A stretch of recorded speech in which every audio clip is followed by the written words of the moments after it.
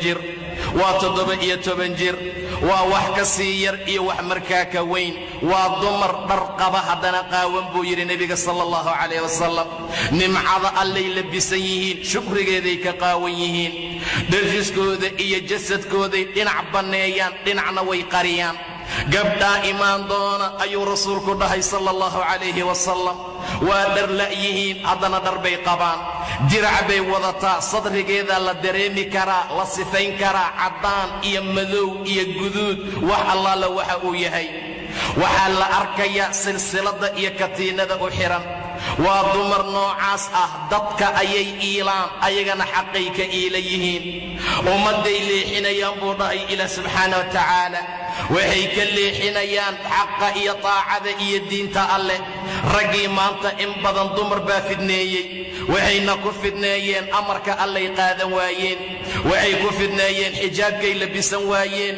waxay ku fidneeyeen catar iyo barfuun ay banaanka la soo baxeen waxay ku fidneeyeen hadal jajaban oo aad iyo aad u jilicsan waxay ku fidneeyeen wax allaala wixii cadaab alle lagu heli lahaa subhanahu wa ta'ala dumarow in badan xishooda war dumarow xaqii taacada alle ku dadaala mujtamaca dumar baa laga fiiriyaa hadday hagaagaan mujtamacu waa hagaagaa dumarku hadday xumaadaan mujtamaca intiisa kale way xumaadaan mucaawiya ibn abi sufyaan baa minbarka nabiga ku istaagay baashaan burukaday dumarku qaataan buu gacanta ku qabtay wuxuu yiri ahlul madiina aaway culi madiini waraawa dadkii xaqa dadka gaarsiinayay waraawa dadkii diinka ilaahay dadka gaarsiinayay baashaan markay dumarku yeeshaan ayaa la halaagaa rasuulkuna xadiis ayuu ku yiri adduunku waa macaan yahay macaanka carabka jecel saad la socotaan adduunku wuu cagaaran yahay cagaarkana indhaha jecel labadaba adduunka lagu soo kulmiyay ilaahay khaliif ayuu idinkaga dhigay asagoo raba inuu eega kayfa ta'maluun saad ugu amal qabanaysaan fattaqu dunya wattaqu nisaa warka cabsada adduunka dumarkana ka cabsada fidnadooda aad iyo aad uga cabsada war qabta in badan oo guryaha geliya war in badan u diida tabarrujkii safarka mahram la'aanta war in badan ha u ogolaanina inay banaanka u soo baxaan ayagoon xijaabnayn war wax badan ha u ogolaanina inay meelaha fisqiga aadaan war wax badan ha u ogolaanina waayo fidnatii ugu horeysay ee reer bani israa'iil ka dhacday dumarkay uga timid way isqaawiyeen sida kuweena maanta isu qaawiyeen maxalla ayay samaysteen sida kuweena maanta u sameeyeen aroosyay ka ciyaareen sida kuweenay uga ciyaaraan buraanburo iyo waxaan qiimo badnayn bay diin ka dhigteen say kuweena diin uga dhigteen in badan walaalayaal aad iyo aad u xakameeya naftiina in badan jalaabiibta islaamka qaata war aayad ilaahay oo magaalada maraysa noqda yudniina calayhinna min jalaabiibihinna oo kursigan ku fadhisa yudniina calayhinna min jalaabiibihinna oo basraacaysa yudniina calayhinna min jalaabiibihinna oo fasal gelaysa ka soo baxaysa yudniina calayhinna min jalaabiibihinna la gursanayo oo aqalkeeda loo sii kaxaynaayo yudniina calayhinna min jalaabiibihinna oo suuqa ka adeeganaysa noqda walaalayaal in allaala intaad ku dadaashaan xijaabka ilaahay danihiina ku dadaala saad isu qaawisaan baa naarta lidinku qaawinaya saad diinta alla u nacdaan bay jannadu idin nacaysaa saad cadaabka iyo saad xumaanta iyo fisqiga iyo qaawanaasha u jeclaataan ya ibliis iyo shaytaan idin jeclaanaya haddii kale rasuulku intaa wuxuu ku daray waa iilan yihiin xaqana dadkay ka iilayaan warka warrama gabar ziina leh oo qurux leh oon jalbaab wadanin afka gudud marsatay dirac qafiifa ku socota ama surwaal iyo shaati wadata laamiga intay ku soo baxda raggu say noqonayaan walaalayaal soo ma arkin 7 jeer inay gadaal idin soo eegayaan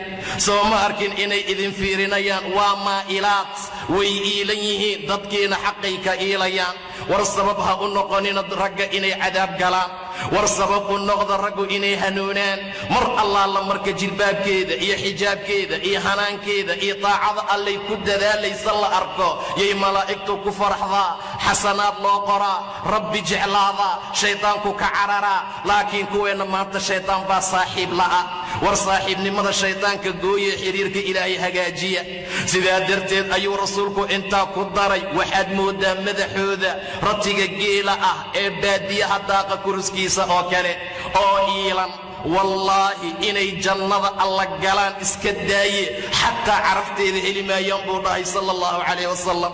naag walboon jilbaaban inay janno alla gasha daaye xataa udugeeda heli mayso. naagtaan xijaabanin hooyadkeedu waa jahannamo. tii xijaabka qaadan weysa alla agtiisa carray ku leedahay. tii xijaabka qaadan weysa waxaa dhuxulla looga dhigayaa cadaabka. mid allaala midda xijaabka qaadan weysa waxaa dacam looga dhigayaa dariic iyo zaquuma iyo geedaha alla tilmaamay subxaana wa tacaala. waxa la cabsiinayo oy adduunka ku cabaysay sharaab buu ahaa.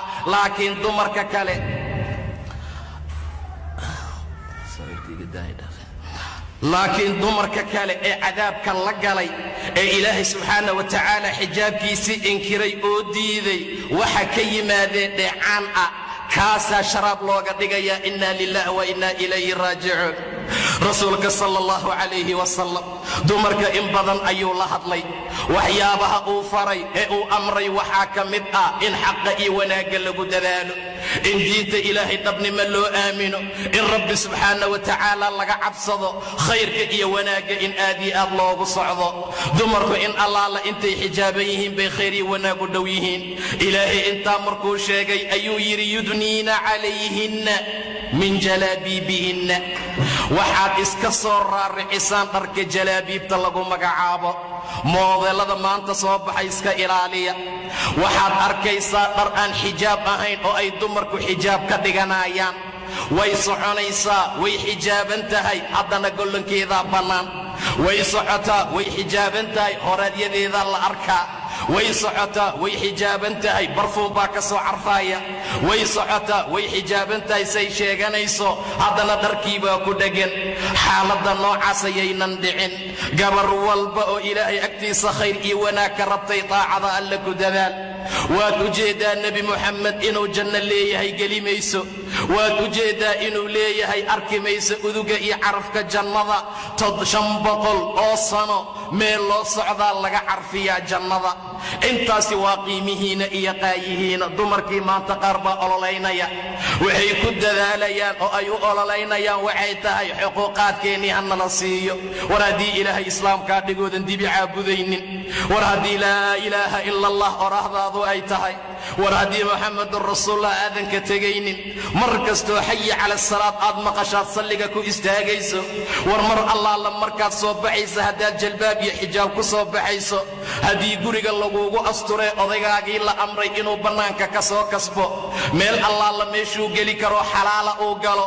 qashinka la qaadaayo hadduu kaa qaado bannaanka laguu geeyo waxaad u baahan tahay oo kale maxaa waaye. war xuquuqaadka dumarkuay raadinayaan maxay tahay? ma in la qaawiyaa? ma in xafiis la fadhiisiyaa? ma in nin u soo galaa? ma inay sirwaal qaadataa? ma inay masarka iska dhigtay timaheeda bannaanka keentaa? xuquuqaadkay raadinayaan waa intaa. war xuquuqaadka allah idin siiyey ma ogtihiin mar hore in laydin aasi jiray? war gabar walboo da'daa gabadhaa meesha fadhisaa gaarta waa xilliga ay gowmaha iyo ciyaalku ay soo kacayaan. inta god laydin qodaa laydinku duugi jiray. ilaahay baa diiday subxaana wa tacaala. waidaa bushira axaduhum bilunfa dalla wajhuhu muswaddan wahuwa kadiim. haddii gabar loo dhalo waa xumaanayey, wejigiisaa madoobaanayey. gabar loo dhalay waxaad mooddaa 7 lacanadood inay wejiga ka saaran tahay. ظل وجهه مسودا وهو كظيم يتوارى من القوم من سوء ما بشر به بنانك مصوبح يوايا قبر بالو دلي واحدين كدندرنا مجري واحدين كفول حما مجري ولا ليال ابيه كدلي هدو رجا اسكا قريو ابيه كدلي هدو اسكا قريا ددك هدوسن اخيارته سو اكفديسنين هدوسن ددك اخيارته اك ايمانين يتوارى وقومنيا واسقرنيا حمانتي لوغو بشاريي لبا مid bay ahaan jirtay ayumsikahu ala hun am yadussuhu fi turab inuu ciida isaga duugo waxaan xunay dhashay inuu carada isaga aasa ayadoo nool inta ka bacdi ama inuu iska haysto ihaano iyo dulli asagoon hadalkiisa la qaadanin labada mid ayay ahaan jirtay buu yiri ilaa subhanahu wa ta'ala dullinida loo dhalay ayuu diidan yahay ayaduu rabaa inuu xabaalaha isaga aaso. qaar baa la tilmaamaa intay u soo qubeeyeen, ay dar u soo labiseen, ay dahab u soo geliyeen, godna ay u soo qodeenuu wadaa. garkay ciidda ka tirtiraysaa oy leedahay aabbe asna wuxuu u wadaa inuu godka